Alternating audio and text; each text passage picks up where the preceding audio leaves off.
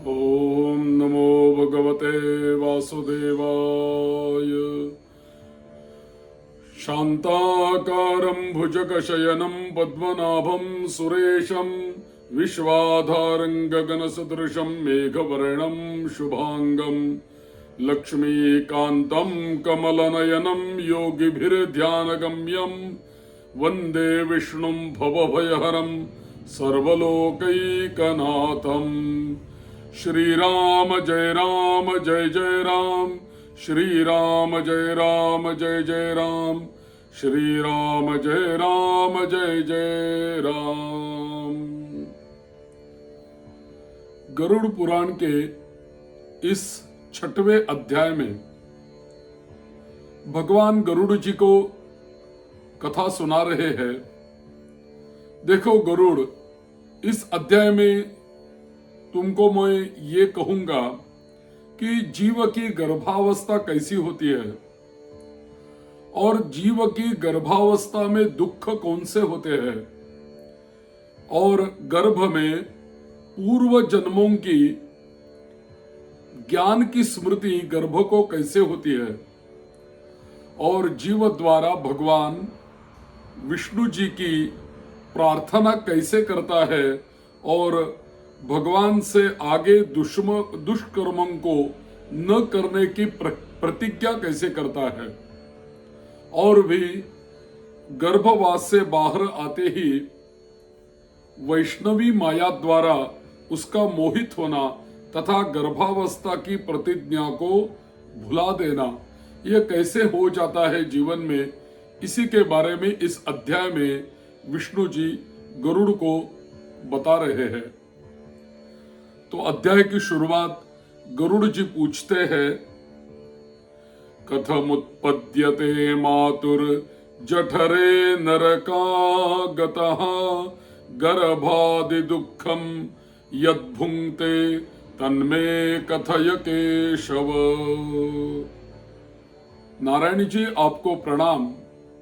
मुझे ऐसा बताइए, नरक से आया हुआ जीव माता के गर्भ में कैसे उत्पन्न होता है तथा वह गर्भवास आदि के दुख को जिस प्रकार भोगता है वह सभी मुझे समझाइए, बताइए।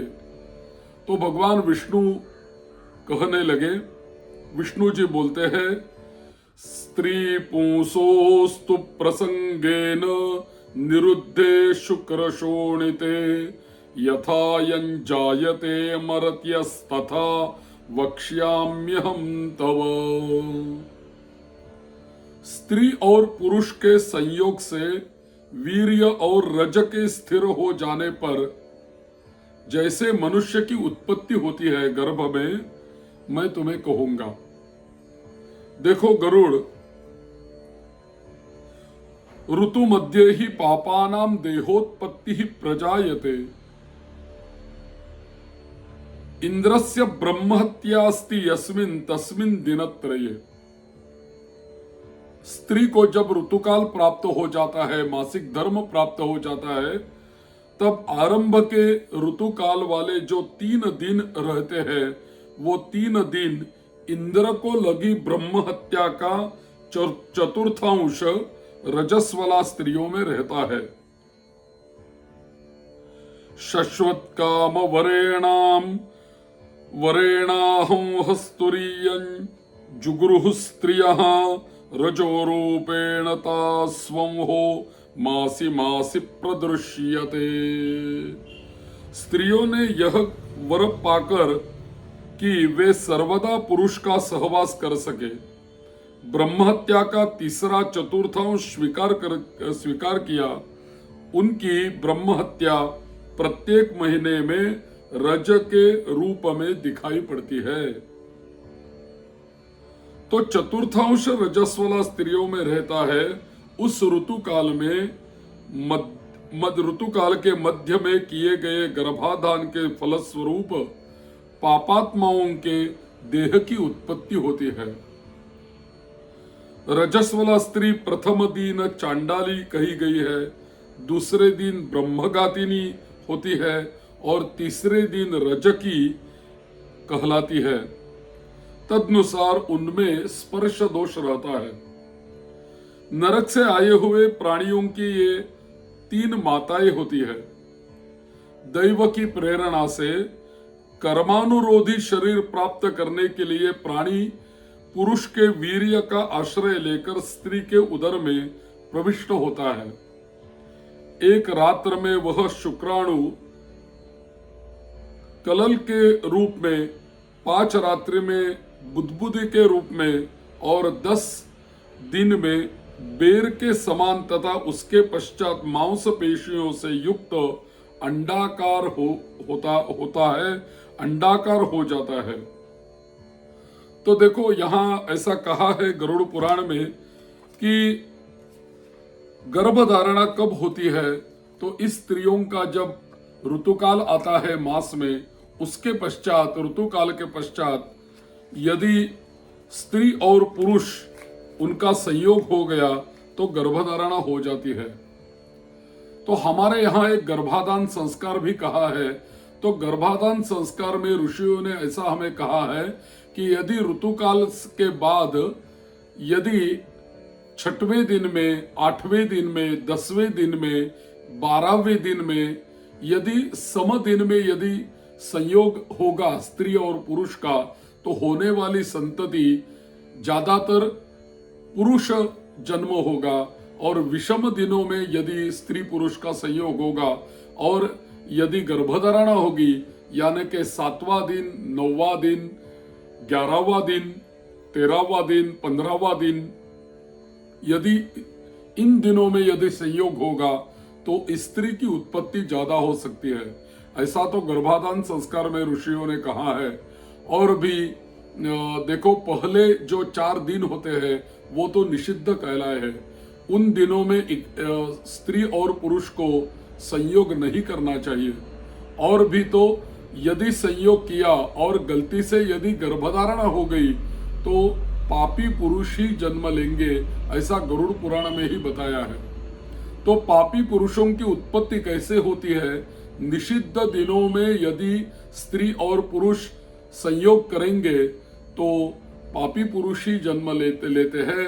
और पापियों का जन्म ऐसा ही होता है कि पापी पुरुष पुरुषों के वीर्य का आश्रय करके स्त्री के गर्भ में प्रवेश करता है और वही गर्भधारणा करके वो बढ़ने लगता है और बाद में 9 महीने के बाद वो जन्म लेता है। तो इसीलिए कब संयोग करना चाहिए, स्त्री पुरुषों को इकट्ठा कब आना चाहिए, कब गर्भधारणा होनी चाहिए, इसी के ऊपर हमारे धर्मशास्त्रों में बहुत सारा ज्ञान हमें बहुत सारे पुराणों में दिया है, कर्म प्रयोग में दिया है। हमारे यहाँ एक तो 16 संस्कार में गर्भाधान संस्कार भी है। तो गर्भाधान संस्कार में ज्यादातर यही हमें ऋषियों ने बताया है। तो महर्षि व्यास ने भी बताया है, अनेकों पुराणों में बताया है। तो पहले ऋतु प्राप्ति के बाद पहले 4 दिन तो छोड़ना चाहिए। 5वें दिन स्त्री की शुद्धि होती है और 6वें दिन से आगे हम कभी भी गर्भधारणा कर सकते हैं। लेकिन यदि सम संख्याक दिन में यदि संयोग करेंगे तो पुरुषों की उत्पत्ति होगी और विषम दिन में हम संयोग करेंगे तो स्त्रियों की उत्पत्ति होगी। यदि हम 4 दिनों में ही संयोग करेंगे जो निषिद्ध कहे गए हैं तो वही पापी पुरुष का ही जन्म होगा, ऐसा गरुड़ पुराण में बताया गया है। तो ऐसे गर्भधारणा के बाद ये जो जीव रहता है वो गर्भधारणा करने के बाद 1 मास में मातुर जगधान्न पानाद्यैः एतद्धातुर संपते शेते विण्मूत्रयोर गर्ते सजंतुर जंतु संभवे। ऐसा ये जो गर्भ है वो स्त्री के गर्भ में बढ़ता जाता है। 1 मास में उसको सिर, 2 मास में बाहु आदि शरीर के सभी अंग, 3रे मास में नख, रोम, अस्थि, चर्म तथा लिंग बोधक छिद्र उत्पन्न होते हैं। और 4थे मास में रस, रक्त, मांस, मेदा, अस्थि, मज्जा और शुक्र ये 7 धातुएं तथा 5वें मास में भूख और प्यास पैदा हो जाती है। छठे मास में जरायु में लिपटा हुआ वह जीव माता की दाहिनी कोख में घूमता रहता है और माता के द्वारा खाए पिए अन्नादि से बढ़े हुए धातुओं वाला वह जंतु विष्ठा मूत्र के दुर्गंध युक्त गंधे रूप गर्भाशय में सोता है। वहां गर्भस्थ क्षुमित कृमियों के द्वारा उसके सुकुमार अंग प्रतिक्षण बार बार काटे जाते हैं, जिसमें वहां अत्यधिक क्लेश होने के कारण वह जीव मूर्छित हो जाता है। माता के द्वारा खाए हुए कड़वे, तीखे, गरम, नमकीन, रूखे तथा खट्टे पदार्थों के अति उद्वेजक संस्पर्श से उसे समूचे अंग में वेदना होती है और जरायु झिल्ली से लिपटा हुआ वह जीव आंतों द्वारा बाहर से ढका रहता है। मातु भुक्तैरुपस्पृष्टः सर्वांगोत्थित वेदनः उल्बेन संवृतस्तस्मिन् नंत्रैश्च बहिरावृतः। तो देखो, जब जीव अपने माता के कोख में रहता है, गर्भ में रहता है, गर्भ में वो बढ़ता रहता है, तो माता को क्या खाना चाहिए, क्या पीना चाहिए, क्या बोलना चाहिए, क्या सोचना चाहिए, ये तय करना जरूरी होता है। क्योंकि माता जो खाएगी, माता जो पिएगी, माता जो सोचेगी, माता जो विचार करेगी, उसी सभी की जेरॉक्स कॉपी अपने गर्भ के ऊपर वो गिराती रहती है। माता ने यदि तीखा खाया, कड़वा खाया, तो गर्भ को क्लेश होते हैं। तो इसीलिए हमारे यहाँ गर्भवती महिला को अच्छा अच्छा खाना खिलाते रहते हैं लोग। हमारे यहाँ 7वें महीने में या तो 8वें महीने में एक महोत्सव होता है, वो अठांगुड़ कहलाता है या तो डोहाड़ जेवण कहलाता है। तो उनकी जो माता की जो इच्छा रहेगी वही पदार्थ उसे पका कर खिलाए जाते हैं, ताकि गर्भ की अच्छी तरह से वृद्धि हो जाए और गर्भ पोषित हो जाए और गर्भ को अच्छा लगे, गर्भ आनंदी रहे, ऐसा सोचकर उसको खिलाया जाता है। तो इसी का विचार सभी हमारे यहाँ अनेकों पुराणों में किया है। गरुड़ पुराण में भी ऐसा आया है कि गर्भ को क्लेश कैसे होते हैं, यही तो इस अध्याय में भगवान गरुड़ जी को बता रहे हैं। तो माता जो खाती है, पीती है, कड़वा, तीखा, उसका परिणाम गर्भ को भोगना पड़ता है। कभी कभी तो इतनी तकलीफ हो जाती है गर्भ को कि वो मूर्छित हो जाता है, लेकिन वो क्या कर सकता है बेचारा, उसी थैली में वो गिरा रहता है, आंत्र में गिरा रहता है, क्योंकि वो कुछ भी नहीं कर सकता। वो तो ना तो कह सकता है कि मुझे तकलीफ हो रही है, ना तो बाहर आ सकता है, कुछ भी नहीं कर सकता, उसको सह लेना ही पड़ता है। इसीलिए यहाँ वही विचार है।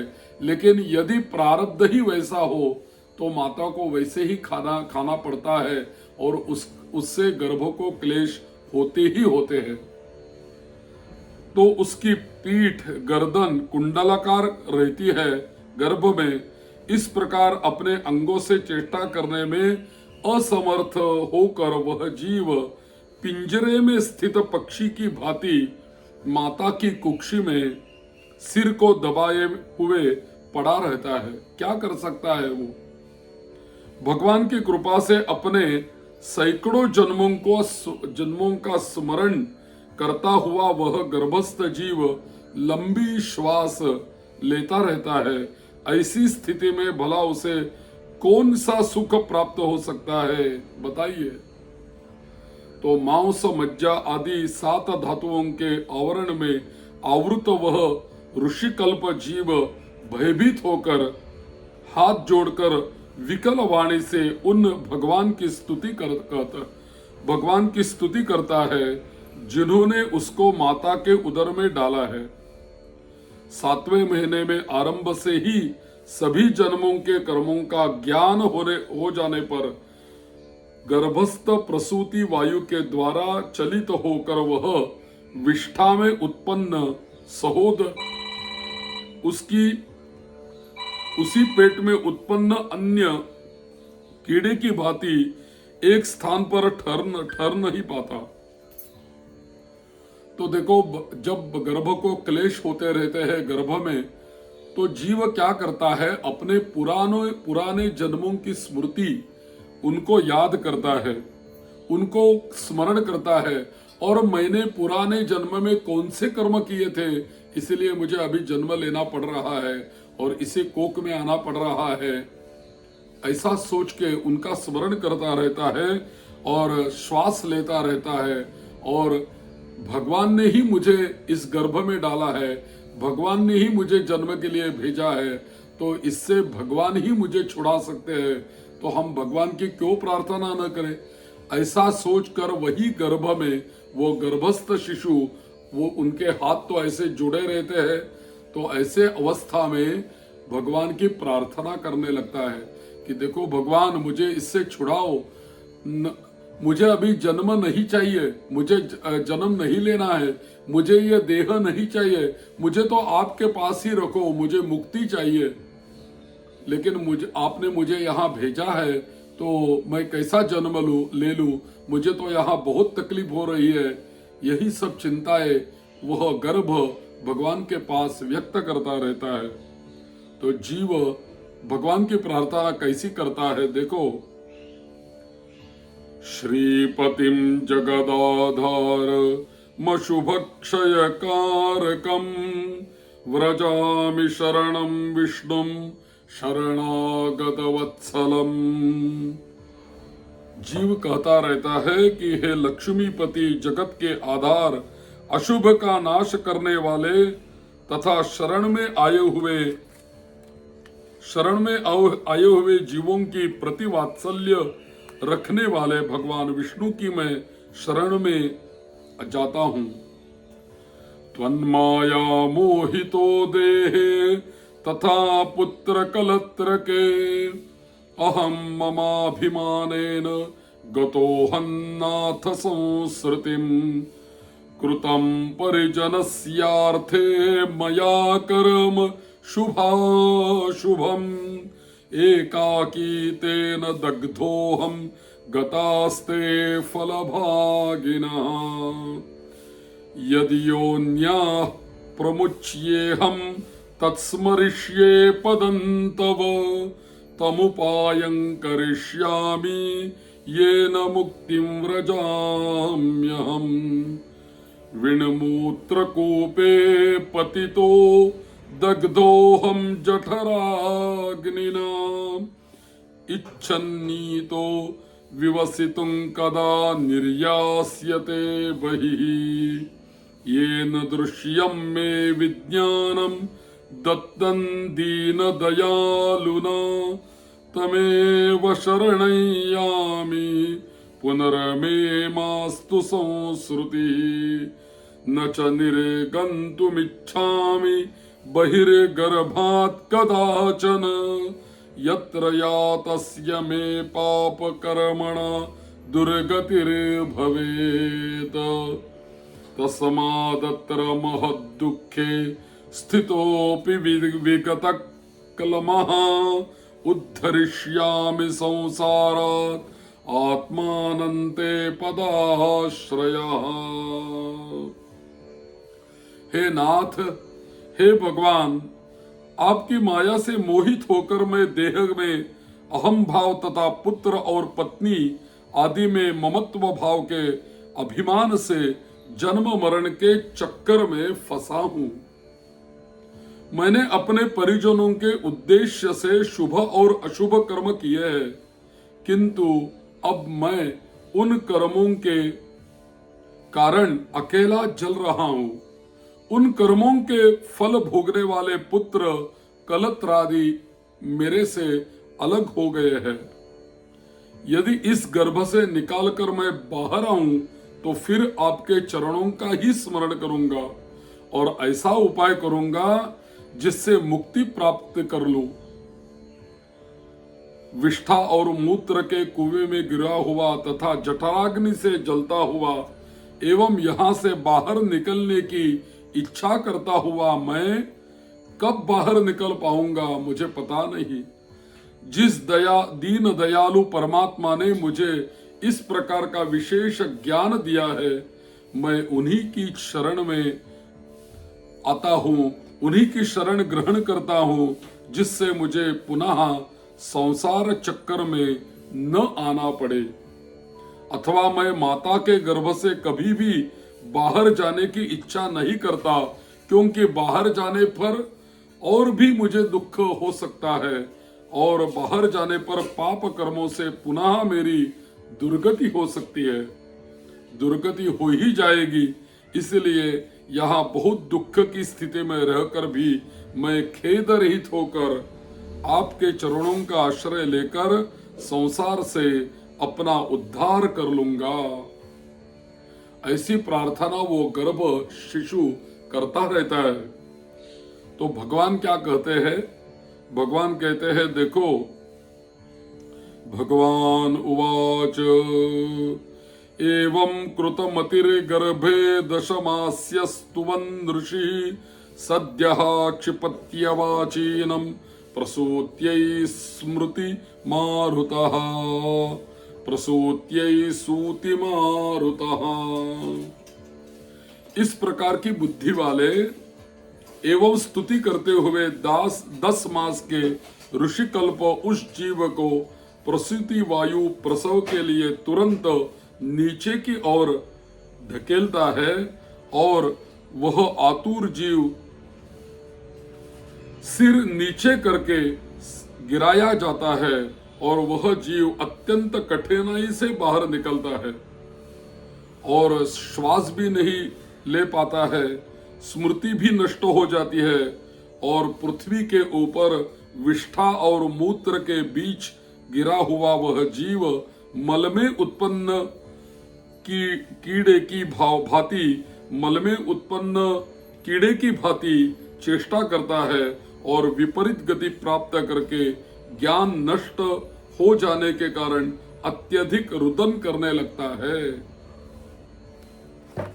गर्भे व्याधो श्मशाने च पुराणे या मतिर्भवेत सा यदि स्थिरतां याति को न मुच्येत बंधनात् यदा गर्भात् बहिर्याति कर्म भोगात् अनन्तरं तदैव वैष्णवी माया मोहयत्येव पूरुषम्। देखो, मनुष्य को वैराग्य कौन कौन सी जगह पे आता है, यहाँ कहा है, भगवान कह रहे हैं गरुड़ जी को कि देखो, गर्भ में वैराग्य आ जाता है, रुग्णावस्था में वैराग्य आ जाता है, यदि कोई किसी के साथ हम स्मशान में गए तो वैराग्य आ जाता है और पुराण के पारायण या श्रवण करने से वैराग्य आ जाता है। और उसी समय जैसी हमें बुद्धि होती है, वह यदि मनुष्य के बुद्धि में स्थिर हो जाए तो कौन व्यक्ति सांसारिक बंधन से मुक्त नहीं होगा? कौन नहीं मुक्त हो सकता? सभी तो मुक्त हो जाएंगे। देखो, हमें कहां कहां वैराग्य हो जाता है। हम गर्भ में भी वैराग्य होता है, गर्भ से बाहर आने के बाद भी वैराग्य होता है, किसी के साथ स्मशान में जाएंगे तो वैराग्य होता है, और यदि कोई व्याधि ऐसी हो गई तो ये व्याधि से छुटकारा पाने के लिए हमें ये कुछ सत्य नहीं है, सत्य तो परमात्मा है और ये जगन मिथ्या है, ये मन में आ जाता है और वैराग्य मन में आ जाता है। लेकिन ऐसा वैराग्य यदि टिक जाए हमेशा के लिए तो हमें मुक्ति मिल सकती है, लेकिन वो वैराग्य टिकता नहीं। यो वैराग्य आता है और जैसा आता है वैसा ही चला जाता है, इसीलिए मानवों को हमेशा दुख भोगना ही पड़ता है। तो ऐसी कौन सी शक्ति है कि वो बाहर आने के बाद अपने आप वैराग्य को नष्ट करती रहती है? तो भगवान ने कहा कि मेरी एक माया है, वही माया क्या करती है, जब मानव माँ के गर्भ उदर से जन्म लेता है, गर्भ से बाहर आता है, अनंतर जीव जब गर्भ से बाहर आता है, तब उसी समय वैष्णवी माया, मेरी जो माया है उसका नाम है वैष्णवी, वही वैष्णवी माया उस पुरुष को मोहित कर देती है और उस समय माया के स्पर्श से वह जीव विवश होकर बोल नहीं पाता, प्रत्युत शैशवादी अवस्था में होने वाले दुखों को पराधीन की भांति भोगता ही जाता है, भोगता ही जाता है, भोगता रहता है। देखो, जन्म लेने के बाद कौन कौन सा जीव को दुख रहता है। जन्म लेने के बाद जो पोषण करने वाले लोग होते हैं आसपास में, माँ होती है, पिताजी होती है, दादी होती है, नानी होती है, गर्भ की इच्छा यदि हो या न हो वो जान नहीं पाते, अतः प्रत्याख्यान करने में असमर्थ होने के कारण वह अनभिप्रेत विपरीत स्थिति को प्राप्त हो जाता है, क्योंकि उनको उसकी इच्छा कोई जान नहीं ले पाता और स्वेदज जीवों से दूषित तथा विष्ठा मूत्र से अपवित्र शैया पर सुलाए जाने के कारण अपने अंगों को खुजलाने भी वो असमर्थ रहता है। अंग में कहीं खुजली आ गई तो खुजला नहीं सकता, आसन से उठने में तथा अन्य चेष्टाओं को करने में वह असमर्थ रहता है। जैसे कोई कृमि काटता है, डस लेता है, तो उसी प्रकार ज्ञान शून्य और रोते हुए उस शिशु की कोमल त्वचा को डास, मच्छर और खटमल आदि जंतु व्यथित करते रहते हैं, लेकिन वो हिल नहीं सकता, डुल नहीं सकता, खुजलाने में भी असमर्थ रहता है और भी तो कहने में भी असमर्थ रहता है, रोता ही रहता है, रोता ही रहता है। इत्येवं शैशवं भुक्त्वा दुःखं पौगण्डमेव च ततो यौवनमासाद्य याति संपदमासुरीम्। इस प्रकार शैशव अवस्था का दुख भोगकर वह पौगंड अवस्था में भी दुख ही भोगता है। युवावस्था प्राप्त होने पर असुरी संपत्ति को प्राप्त हो जाता है। दंभो दर्पोभिमानश्च क्रोध पारुष्यमेव च अज्ञानञ्चाभिजातस्य पार्थ संपदमासुरीम्। हे पार्थ, गीता में भगवान कहते हैं दंभ, घमंड और अभिमान तथा क्रोध, कठोरता और अज्ञान भी ये सब आसुरी संपदा को लेकर उत्पन्न हुए पुरुष के लक्षण है। तो इसी में आसक्त होकर नीच पुरुषों के साथ संबंध बनाता है और कामलंपट प्राणी शास्त्र तथा सत्पुरुषों से द्वेष करने लगता है और भगवान की माया रूपी स्त्री को देखकर वह अतीन्द्रिय पुरुष उसकी भाव भंगिमा से प्रलोभित होकर महामोह रूप अंधतम में उसी प्रकार गिर पड़ता है जिस प्रकार अग्नि में पतिंगा गिरता है। हिरन, हाथी, पतिंगा, भंवरा और मछली, ये पांचों क्रमशः शब्द, स्पर्श, रूप, गंध तथा रस, इन 5 विषयों में एक एक में आसक्ति होने के कारण ही मारे जाते हैं। फिर एक प्रमादी व्यक्ति जो 5 इंद्रियों से 5 विषयों का भोग करता है, वह क्यों नहीं मारा जाएगा? वह तो मारा ही जाएगा। कुरंग, मातंग, पतंग, भृंग, मीना, हताः पंचभिरेव पंच एकः प्रमादि स कथन हन्यते यः सेवते पंचभिरेव पंच। अपने एक एक गुण से हिरण, हाथी, पतिंगा ये जो मारे जाते हैं, तो मनुष्य क्यों नहीं मारा जाएगा? मनुष्य तो मारा ही जाएगा। तो इसीलिए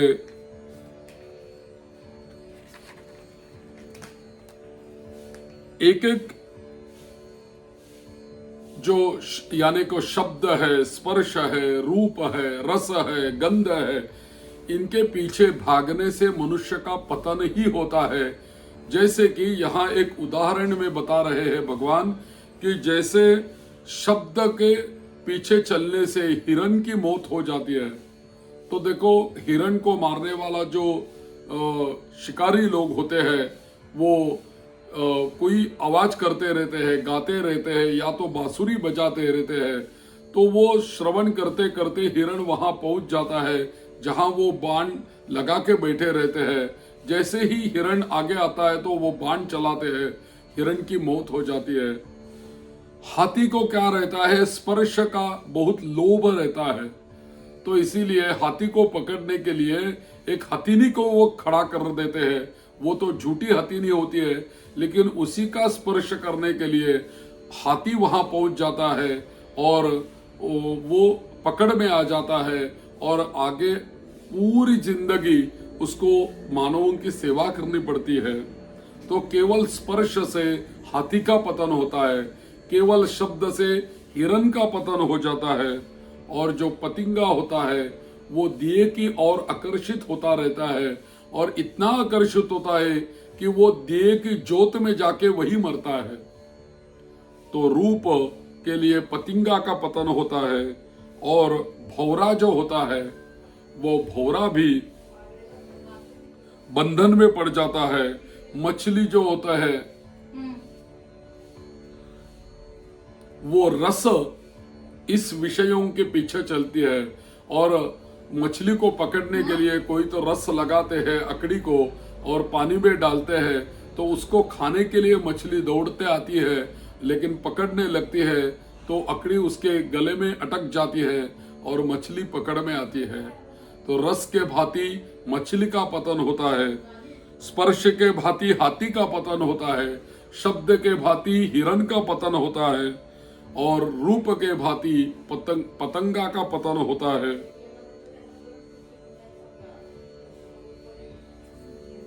और गंध के भांति कमल का गंध लेते हुए भौरा जब कमल के पास जाता है तो कमल में ही वो बंधन में अटक जाता है, तो भौरे का भी पतन हो जाता है।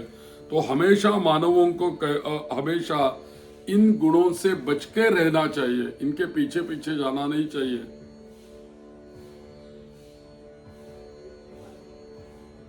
अभीप्सित वस्तु की अप्राप्ति की स्थिति में अज्ञान के कारण ही क्रोध हो जाता है, और शोक प्राप्त व्यक्ति देह के साथ ही बढ़ने वाले अभिमान तक क्रोध के कारण वह कामी व्यक्ति स्वयं अपने नाश हेतु